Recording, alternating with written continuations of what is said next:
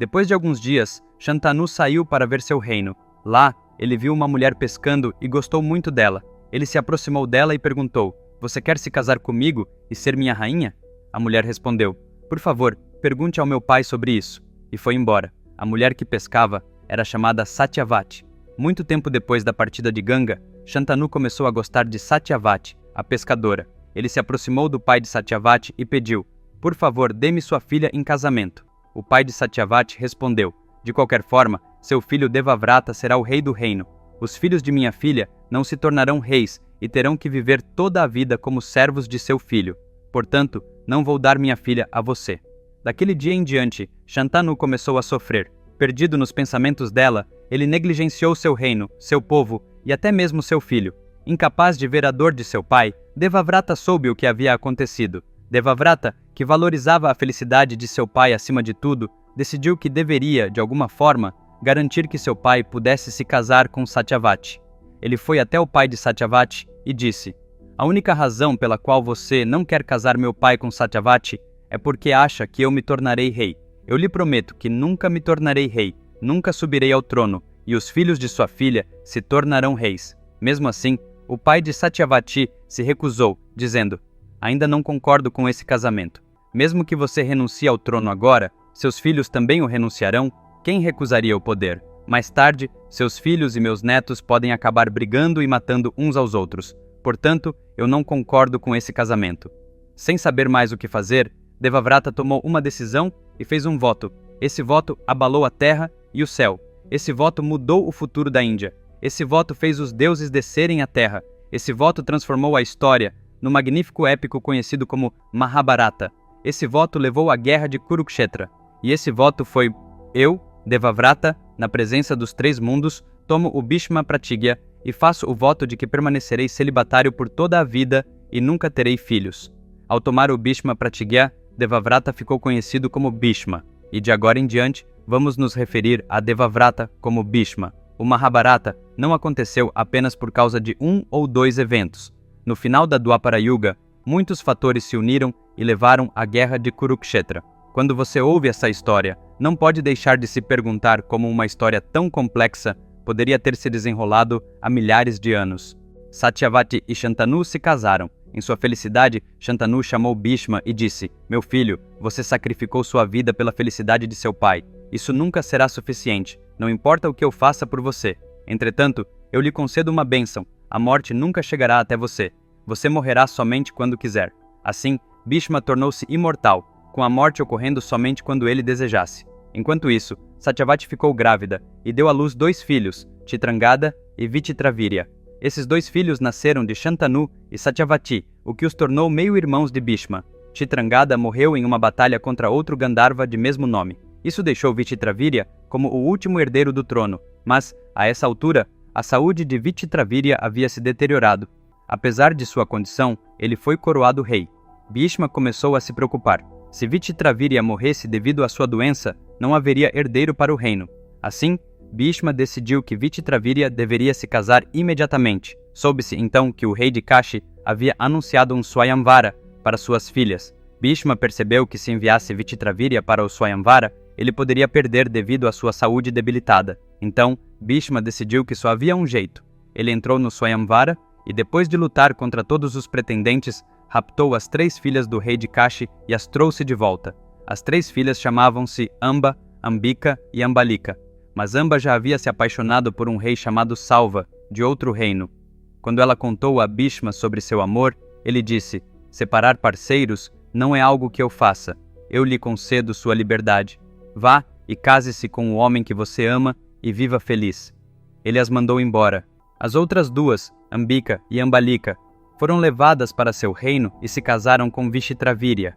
Amigos, você acreditaria se eu lhe dissesse que a leitura de apenas uma história incrivelmente interessante pode fazer com que alguém esqueça tudo sobre sua vida? Acreditariam se eu lhes dissesse que a simples leitura dessa história para seus filhos lhes ensinaria todos os valores de que precisam na vida? Você acreditaria se eu lhe dissesse que a solução para todos os problemas que você enfrenta agora ou no futuro poderia ser encontrada em apenas uma história? Sim, isso é possível. Somente no maior épico já contado na história da humanidade, o Mahabharata. Essa história é 100 vezes maior do que qualquer filme de sucesso de bilheteria. É um desafio. A história completa do Mahabharata, conforme escrita por Vikramaditya, está disponível em 2 partes, tanto em formato de livro quanto de e-book, na Amazon e em 43 outras lojas online. Esse livro está disponível em 54 idiomas em todo o mundo. Os links estão na descrição abaixo deste vídeo, portanto faça seu pedido agora, porque ele não é apenas um livro, é uma biblioteca para a sua vida. Com grande felicidade, acreditando que seu sonho estava prestes a se tornar realidade, que seu amor havia triunfado e que nada além de alegria a aguardava pelo resto de sua vida, Amba foi até Salva com 1000 esperanças. Ela disse: "Agora não há mais obstáculos para nós. Vamos nos casar e tornar nosso amor triunfante." Mas Salva respondeu: "Perdoe-me, Amba, mas não posso me casar com você. Depois que alguém derrotou seu reino e a levou embora, não posso permitir que você viva aqui como minha rainha ou imperatriz deste reino. Nem meus ministros, nem meu povo aceitariam isso. No momento em que Bhishma a levou embora, você se tornou dele. Você nunca será minha. Perdoe-me", disse ele, rejeitando Amba. A voz de Amba se calou. Era como se seus olhos não conseguissem decidir se derramariam lágrimas ou uma enxurrada. Suas mãos tremiam. Ela permaneceu como uma estátua, olhando para Salva, mas ele nem sequer se virou para olhá-la. Com todas as suas esperanças despedaçadas em 1000 pedaços e sem saber o que fazer, ela se virou e foi até Bhishma. Amba se aproximou de Bhishma e disse: "No momento em que você conquistou meu reino, me pegou pela mão e me levou para longe de Swayamvara, eu me tornei sua. Salva agora me rejeitou. Agora sou sua. Case-se comigo." Ela implorou a Bhishma. Mas Bhishma respondeu: "Vichitravirya já é casado com Ambika e Ambalika. Por causa de sua saúde debilitada, não posso dar você em casamento. Além disso, devido aos votos que fiz, não posso me casar com você ou ter filhos. Por favor, me perdoe", disse Bhishma. Amba ficou com o coração partido. "Você atacou meu reino, me levou embora, me separou de meus entes queridos e fez com que o homem que amo me rejeitasse. Pensei que você me aceitaria, mas agora você também me rejeitou. Você injustiçou uma mulher. Como seu reino pode encontrar felicidade e paz? Você se vangloria de seu Bhishma Pratigya, mas agora eu mesmo faço um voto. Eu serei a causa de sua morte, não importa quanto tempo leve", declarou ela e partiu para a floresta. Embora Bhishma tenha se entristecido, ele permaneceu em silêncio, preso aos seus deveres e ao seu voto. Enquanto isso, a saúde de Vichitravirya se deteriorou e ele morreu. Satyavati, Ambika e Ambalika ficaram viúvas. Agora não havia rei, nem herdeiro para o trono, e o reino caiu no caos. Os ministros estavam em um estado de agitação, cada um pensando: "Eu deveria ser o próximo rei. Se não fosse controlado, o reino entraria em colapso em poucos dias. Os reis vizinhos poderiam se aproveitar da situação e atacar. Só havia uma maneira de resolver a situação. Deveria nascer um herdeiro." Sem saber o que fazer, Satyavati convocou Bhishma e disse: "Bhishma, você conhece a situação atual. Só há uma maneira de salvar o reino. Você deve se unir às esposas de seu irmão, Ambika e Ambalika, e dar herdeiros ao reino." Bhishma respondeu: "Estou preso aos meus votos. Não posso fazer o que você pede." Satyavati respondeu: "Você fez esse voto por minha causa, não foi? Agora sou eu quem está pedindo que você o quebre."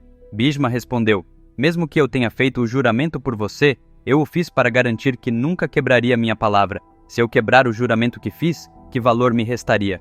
Isso é o que considero meu dharma." Ele se recusou a fazer o que Satyavati pediu.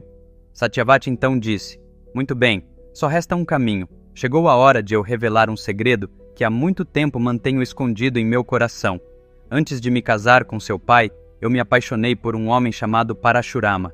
Desse amor nasceu um filho. Como ele nasceu fora do casamento, Parashurama o levou embora para criá-lo. Esse filho já é adulto e seu nome é Vyasa. Vá e traga-o aqui", disse ela a Bhishma. A história escrita por esse Vyasa é este mesmo Mahabharata.